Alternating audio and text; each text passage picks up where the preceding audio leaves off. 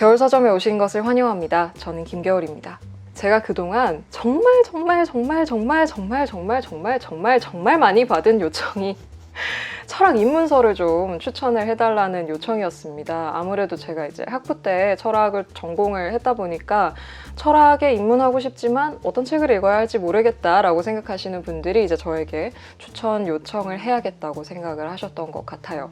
그래서 그동안 철학 입문서를 뭘 추천해드리면 좋을까? 어떤 형식의 누가 쓴 어떤 분량의 책을 추천을 해야 할까 굉장히 고민이 많았거든요, 그동안. 그래서 여러 가지로 고민을 해보다가 아예 조금 새로운 관점에서 입문서를 추천을 해보면 어떨까라는 생각이 들었습니다. 그래서 제가 오늘 가져온 책들은 만화로 읽는 철학입니다. 이 두 권 다 만화로 읽는 철학책이고 두 권 모두 입문서입니다. 이 두 권 모두 철학 교수가 쓴 책들이고요. 제가 이제 그 만화로 된 철학을 읽으면서 좀 염두에 두었던 것들이 뭐 내용이 정확한가, 내용이 그리고 쉬운가, 그리고 번역이 잘 되었는가, 이렇게 세 가지였거든요. 이 세 가지를 염두에 두고서 이 두 권의 책을 읽었을 때 두 권 모두 괜찮다 라는 생각이 드는 그런 책들이었습니다. 그래서 오늘 이렇게 두 권을 소개를 해드릴 거고요. 사실 이 두 권의 책 외에도 만화로 읽을 수 있는 철학책들이 시중에 조금 더 나와 있거든요. 제가 다루기를 원하신다면 댓글로 말씀해 주시면 이 편도 제작을 한번 고려해 보도록 하겠습니다. 일단은 오늘 이렇게 두 권 이야기해 볼게요. 자, 첫 번째 책부터 한번 살펴보겠습니다. 일단 Amazing Philosophy. 요 어메이징 필로소피라는 요 책은요, 사실 이게 시리즈예요. 어메이징 머시기 막 이렇게 시리즈로 나와 있는데 그 중에 한 권이고요. 요 책은 이제 저자분이 지금 몬티벨로 대학교 철학과 교수로 재직 중인 분이라고 하고요. 옴기니도 대학에서 철학과 사회학을 공부한 그런 분이 번역을 맡았습니다. 그리고 안에 보면은 이제 이 책에 쏟아진 찬사들 이러면서 막 이 책을 칭찬한 막 그런 문구들이 쩌자작 적혀 있는데 그 중에 세 번째 세 번째 글을 쓴 사람이 누구냐? 저희가 저번에 다뤘던 품위 있는 삶을 위한 철학 제가 소개했었죠? 그 책을 쓴 저자 토드 메이 되시겠습니다. 그래서 그 토드 메이의 어떤 추천사랄까요? 뭔가 칭찬도 붙어있는 그런 책이고요. 그래서 이 책의 전반적인 이제 구성은 어떻게 되어 있느냐? 이 책은 총 6부 구성으로 되어 있습니다.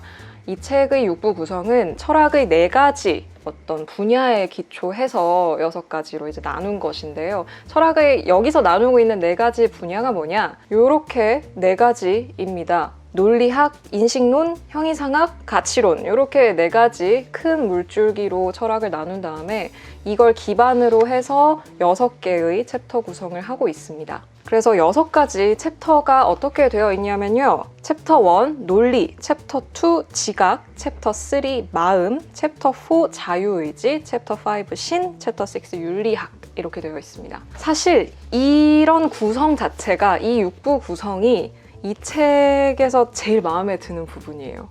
왜냐하면 여러분 그 철학 입문서 굉장히 다양한 입문서들이 있지만 뭐 입문서에 따라서 그런 구성도 많이 달라지긴 합니다만 보통 사람들이 추천하는 입문서나 또 이렇게 흔하게 사람들이 이렇게 보는 입문서를 보면은 시간 순서대로 되어 있는 경우가 일단 꽤 많아요. 모든 책이 그렇진 않습니다만 철학의 역사를 따라가면서 이제 보통 고대 그리스에서부터 시작을 하죠. 옛날 옛적에 소크라테스 이전부터 보통 시작을 합니다. 대부분 이제 탈레스로 시작을 하죠. 그래서 만물의 근원은 물이다 이 얘기부터 시작을 해가지고 쭉쭉쭉쭉 나가서 이제 현대 철학까지 오는 형식을 취하는 경우가 좀 많았던 것 같아요. 그리고 거기에는 이유가 있습니다. 그게 철학이라는 학문 자체가 그 역사를 빼놓고 논하기가 좀 힘들기 때문에 기본적으로 그래서 이제 많은 입문서들이 그런 이제 역사적으로 토파보는 방식을 채택을 하게 되는데 그렇게 되면 좀 읽다가 힘들 수가 있을 것 같아요. 그러니까 막 이렇게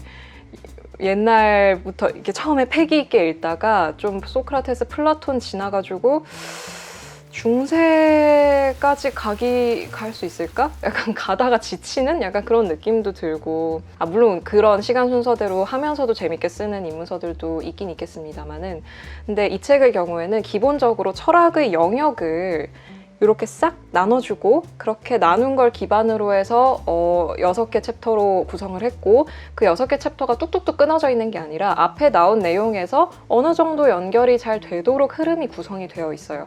그래서 읽는 사람이 좀 완전 입문자일 때 이제 철학이 뭐지? 라는 생각을 할 때 철학은 그냥 되게 막연하게 그냥 되게 어려운 학문이고 무슨 말인지 모르겠고 되게 골치 아프고 근데 되게 멋있고 그냥 이렇게만 느껴지는 철학이 뭐지라고 했을 때 아, 철학은 이런 영역을 다루는 학문입니다. 짜잔 이렇게 영역을 이렇게 싹 나눠서 보여주는 게 저는 철학을 처음 접하는 사람에게는 훨씬 더 좋은 접근 방식이라고 생각을 해요. 그래서 머릿속에 이렇게 정리가 되는 거죠. 아, 철학에는 일단 논리를 다루는 논리학이 있을 것이고 논리를 다루는 부분이 있고 거기서는 뭐 이런 얘기가 대충 나왔군. 그 다음에는 이제 지각을 다루는 우리가 보통 인식론이라고 부르거든요. 지각을 다루는 우리 인간이 세상을 어떻게 이제 지각하는가에 대한 그런 게 있군. 그래서 17세기 철학자들이 겁나게 싸웠군. 이런 것들을 이제 생각을 하게 되고 그 다음에 형이상학 형이상학 이름 굉장히 어렵지만 어쨌든 뭔가 이런 뭐 자유의지와 신과 종교와 나의 어떤 인생과 죽음과 이런 걸 다루는 것이군. 뭐 우리가 보통 이제 철학과 수업에서는 뭐 형이상학, 존재론 이런 것들을 이제 다루게 됩니다. 그래서 그런 것이 형이상학이군. 그리고 가치론이라고 해서 뭐 윤리학이라든지 도덕철학이라든지 이런 것들 내가 어떻게 살아야 되는가 이런 거에 대한 이렇게 싹 나눠져 있군 이라는 어떤 생각의 지도 같은 것이 기본적으로 이렇게 딱 생기는 게 저는 처음 철학을 이제 들어갈 때 더 좋은 것 같습니다. 말을 시작한 지 너무 오래돼서 문장이 어떻게 끝나야 될지 까먹었어. 방금 문장 비문이었을 것 같네요. 그럼에도 불구하고 여전히 연대를 확인할 수 있다는 거. 그러니까 육부 구성을 하다 보면 막 1600년대 인물 나왔다가 막 갑자기 1800년대 인물 나왔다가 막 이러거든요. 근데 그 구성마다 이제 다른 인물들이 나와서 역사 순서가 좀 헷갈릴 수 있지만 앞에 이런 연대표가 나와 있어서 참고를 할 수 있고 철학자가 등장을 할 때도 이 철학자 옆에 그 철학자의 어떤 대표적인 인용구와 그리고 저서 그리고 그 사람에 대한 어떤 펀팩트 이게 정말 외국 만화스러운 그런 부분인데 모든 철학자에 대해서 이 펀팩트가 밑에 달려 있어요. 이런 식으로 이제 한 명 한 명 등장할 때마다 요 짜잔 컷을 넣어주기 때문에 읽으면서도 조금 되게 흐름을 놓치지 않으면서도 어느 정도는 충실하게 좀 가져갈 수 있는 그런 구성을 가지고 있습니다. 그리고 촬영할 때 까먹고 얘기를 안 했는데 이 영상의 썸네일에 쓰인 밈이죠. 데카르트가 말한 통 속의 뇌 그림이 이 책에 등장합니다. 우리가 통 속의 뇌라면? 어느 미친 과학자가 전기 자극을 주고 있는 거라면?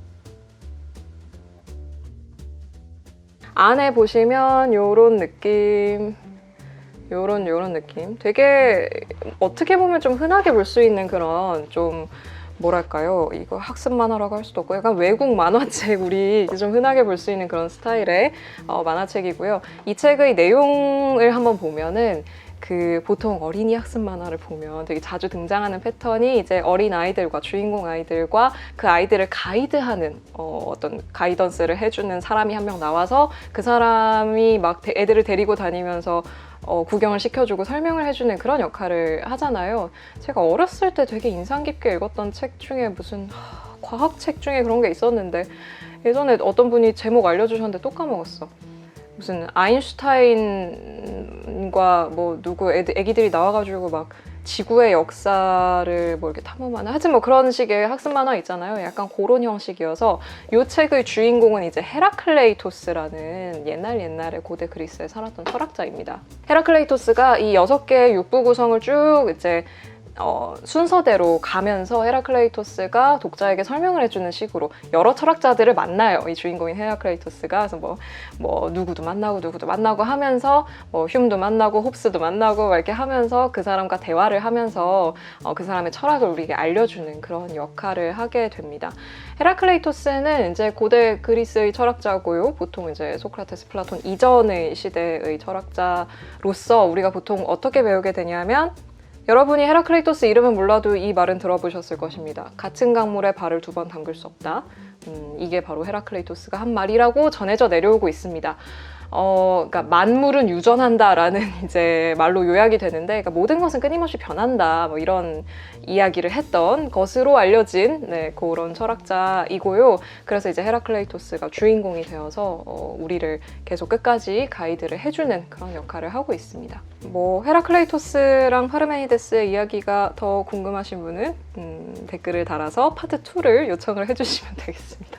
그래서 어메이징 필로소피에서 다루고 있는 철학자들이 누가 있는지 한번 이름을 쭉 불러드릴게요. 탈레스, 헤라클레이토스 우리 주인공, 헤라클레이토스, 데모크리토스, 소크라테스, 플라톤, 아리스토텔레스, 그 다음에 토마스 아퀴나스 중세 한 명 있고요. 그 다음에 근대 초기의 홉스, 데카르트, 로크, 그 다음에 버클리, 라메트리, 휴մ 경험론, 그 다음에 라이프니츠, 스피노자, 그 다음에 칸트, 페일리, 벤담 이렇게 나와 있고요.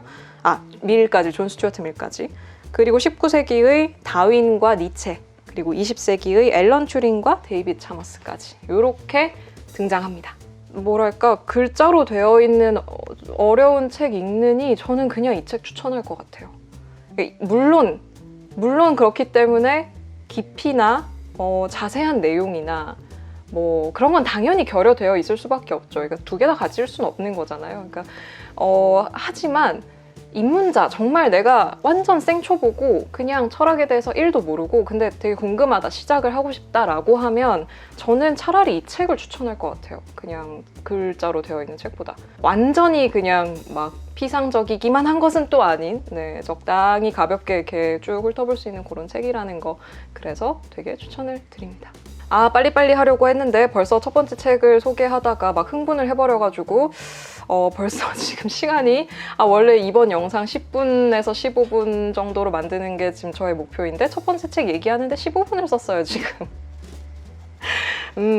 망했죠? 두 번째 책 들어가도록 하겠습니다.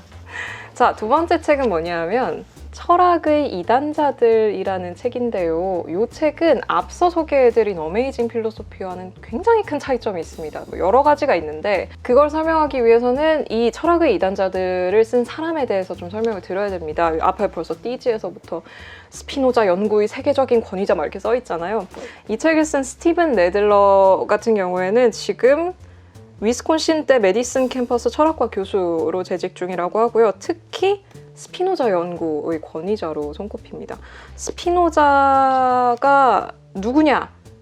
그게 바로 이 책에 나옵니다. 그게 이 책을 쓴 이유인 것 같아요, 제가 봤을 때는. 그리고 이 저자분은 2004년에 퓰리처상 논픽션 부문 최종심에도 올랐다고 합니다. 옴기니 역시 철학 박사 학위가 있으신, 철학을 전공하신 분이 역자로 계시고요. 그래서 이 책은 그러면 왜 이 책과 엄청나게 큰 차이가 있느냐? 이 책은 철학 전반에 대한 입문서였다면 이 책은 아예 대놓고 17세기 철학만을 다루고 있어요. 아주 특정한 시대의 철학이죠. 그래서 제목이 철학의 이단자들인 이유도 당시에 이 책에 수록되어 있는 철학자들이 이 책의 서문에서도 나오는데 이 책에 등장하는 모든 철학자들의 저서가 바티칸의 금서가 된 적이 있어요. 그러니까 말 그대로 당시에는 이단자들이었던 거죠. 근데 이 사람들이 왜 이단자들이었냐? 왜 17세기 사람들을 다뤘느냐? 이때 당시에 굉장히 활발하게 그 앞서 제가 여기서 이야기했던 인식론, 제가 아까 스치듯이 지나갔죠. 그래서 17세기 철학자들이 박터지게 싸웠다 이런 언급을 했는데 이때 당시에 철학자들이 인식론이라는 주제를 가지고 박터지게 싸웠거든요. 굉장히 활발하게 어떤 철학적 논의가 이루어졌던 그런 시기고, 그래서 이 책 자체가 그 17세기 인식론에서의 논쟁을 다룬 책이에요. 그러다 보니까 앞서 말씀드린 어메이징 필로소피와는 큰 차이가 있을 수밖에 없겠죠. 그러면 인식론이 왜 신성모독적이었던 것이냐라고 물으신다면 그런 것이죠. 그러니까 당시의 교황청을 비롯한 어떤 종교적인 신념을 가지고 있었던 사람들이 생각하는 이제 이 세계에는 어떤 절대적인 신이 있고 그 신의 의지대로 돌아가는 어떤 세상이었을 거잖아요. 근데 이 철학자들이 보는 세상은, 이 철학자들은 이 세상을 규명하고 싶어하는 사람들이잖아요. 왜 세상은 이렇게 작동할까? 우리는 어떻게 지식을 얻게 되는 것일까?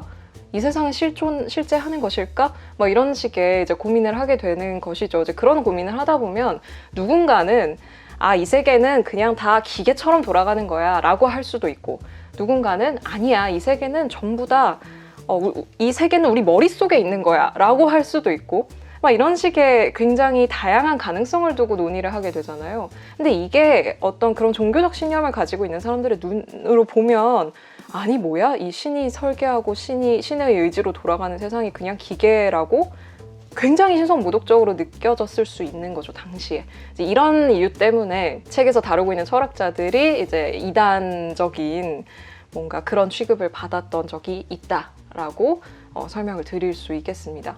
그러면 이 책에는 누가 나오냐? 여러분도 잘 아실 갈릴레오 갈릴레이, 그리고 나는 생각한다 고로 존재한다 데카르트, 그 다음에 베이컨, 아는 것이 힘이다 베이컨, 데카르트, 파스칼 인간은 생각하는 갈대다 이거 무슨 약간 스피드 퀴즈 같다. 홉스, 리바이어던을 쓴 만인에 대한 투쟁, 그 다음에 스피노자, 범신론을 주장했던 스피노자와 라이프니츠는 미적분을 뉴턴과 동시에 각각 발견한 것, 발명이라고 해야 될까? 고안한 것으로 알려져 있죠. 그 다음에 아르노, 모어, 콘웨이, 말브랑슈, 로크, 보일, 가상디, 라이프니츠, 뉴턴까지 딱 나오고 끝납니다. 뉴턴이 갑자기 왜 철학서에 등장을 하느냐? 당시의 철학과 과학은 그렇게 막 떨어져 있지 않았었거든요. 완전히 분리되어 있지는 않았었어요. 그래서 제가 아까 말씀드린 그 과학학습 만화에서도 행성의 생성에 대해서 여러 그 학자들이 주장했던 내용이 등장하는 게 기억이 나는데 그 중에 칸트가 있었어요. 그게 제가 태어나서 칸트라는 이름을 처음 본 책이었거든요. 근데 그 만화에서 칸트가 주장한 이렇게 행성이 만들어진 원리, 그 컷이 기억이 나는데 한 20년이 흘러서 저는 이제 철학과 학부생이 되었고, 너무 자연스럽게 이제 칸트 하면 머리를 쥐어 싸매는 이제 사람이 됐다가 어느 날 문득 깨달은 거야. 그 칸트가 이 칸트야?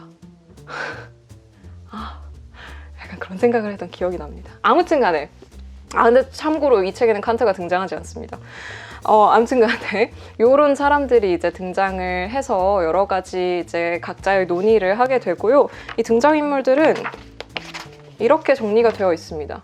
네, 요 시대의 어떤 중요한 철학자들과 또 논의에 참여했던 사람들이 이렇게 등장인물이 정리가 되어 있고요. 아까 말씀드린 대로 이 책은 주제가 하나잖아요. 그리고 시간이 17세기 정도로 딱 고정이 되어 있기 때문에 아까 이 어메이징 필로소피처럼 영역별로 뭘 소개할 수가 없죠. 주제가 하나니까. 그러다 보니까 이 책은 시간 순서대로.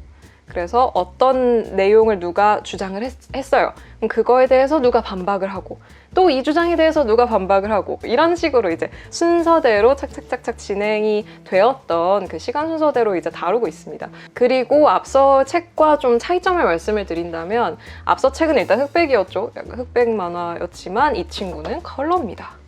그래서 풀컬러 만화책. 네, 풀컬러 만화책이고요. 그리고 앞서의 어메이징 필로소피가 이제 헤라클레이토스가 가이던스를 해주는 것과 다르게 이 책은 아무도 이제 그런 주인공이 없어요. 그냥 계속 새로운 사람이 나와서 서로 이제 아까 말씀드렸듯이 반박에 반박을 하면서 주장을 하면서 이제 전개해 나가는 식으로 한 명이 딱 주인공이 되는 사람이 없습니다. 그래서 좀 전개 방식에도 약간 차이가 있고요. 그리고 아무래도 이제 요 어메이징 필로소피보다는 한 가지 주제를 딱 정해서 들어가는 것이기 때문에 굳이 비교를 한다면, 굳이 난이도 비교를 한다면 이 책보다 이 책이 조금 더 어렵습니다. 살짝. 근데 그렇다고 이 책이 막 머리를 싸매야 되는 책 당연히 아니고요. 만화책이잖아요. 그러니까 조금 더 천천히 읽으면서 이해를 해야 되는 부분들이 분명히 있기는 해요. 그림도 좀 보고 이게 무슨 말이지? 이렇게 좀 이렇게 이해를 하면서 약간 신경 써서 좀 더 읽어야 되는 부분이 있다. 그래서 제 생각에는 제일 좋은 코스는 이거예요. 어메이징 필로소피를 읽어서 철학 전반에 대한 지도를 마음에 가지고 있은 다음에 요 책에서 지각 챕터에 해당하는 부분을 조금 자세히 쓴 게 이 책이거든요. 그래서 이 책을 읽고 나서 약간 어느 정도의 그 개념어와 지도를 가지고 이 책으로 들어가서 이 책에서 조금 더 자세한 내용들을 확인을 하면 제 생각에는 아주 훌륭한 코스가 될 것 같고요. 그럼 그 밖의 내용들, 그러니까 이 책에서 챕터 2 말고도 많은 내용이 있잖아요. 이제 그런 것들은 어떻게 하냐? 다른 책들을 읽으면 되겠죠. 그러니까 좀 시작으로 삼으면 좋지 않을까라는 생각이 들었습니다. 그리고 이제 읽으실 때 약간 참고를 하시면 좋을 법한 게 당연히 글로만 되어 있는 책보다는 쉽게 읽히는 게 사실이에요. 그리고 대화로 되어 있기도 하고 그림도 우리를 도와주잖아요. 그러니까 분명히 글로 된 입문서보다는 쉽지만 하지만 만화책처럼 읽으면 안 될지도 몰라요. 그러니까 만화책처럼 저는 만화책 되게 빨리 읽거든요. 만화책을 되게 확 읽는 편인데 그렇게 읽을 수 없어요. 그러니까 천천히 분명히 이해를 하면서 읽을 필요가 있어서 일반적인 만화책보다는 조금 신경 써서 읽으실 필요가 있다. 아무래도 다루는 내용 자체가 조금 추상적이고 글로써 이 표현되는 부분이 단번에 눈에 익지 않을 수 있어요. 그러니까 처음 보는 단어들이 나오고 내가 아는 단어지만 약간 이해할 수 없는 문장이 나오고 이러니까 이렇게 천천히 좀 읽으면서 요런 얘기군 하고 좀 읽으셔야 될 필요성이 있다라는 말씀을 좀 드리고 싶고요. 그리고 또 하나, 이게 만화 형식으로 되어 있는 책이기 때문에 다 읽고 났을 때 머릿속으로 체계적으로 정리하는 게 글로 된 책보다는 약간 어려울 수도 있을 것 같아요.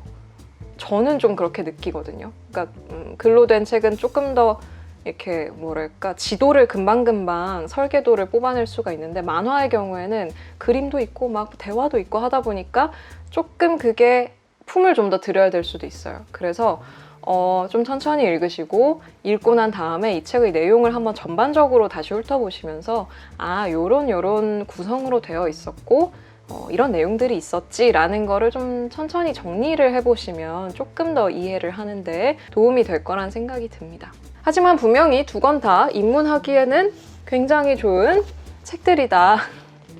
자, 이렇게 해서 그동안 저에게 철학 입문책을 추천해달라고 하셨던 수많은 분들께 이 영상을 바칩니다. 어떻게 좀 해결이 되셨는지 좀 도움이 되셨으면 좋겠고요. 말씀드렸듯이 철학 만화가 조금 더 있긴 있는데 파트 2를 원하신다면 꼭 댓글과 좋아요로 의사표시를 해주시기 바랍니다. 자, 그럼 우리는 다음 영상에서 또 만나기로 해요. 오늘도 와주셔서 감사합니다. 또 오세요. 안녕.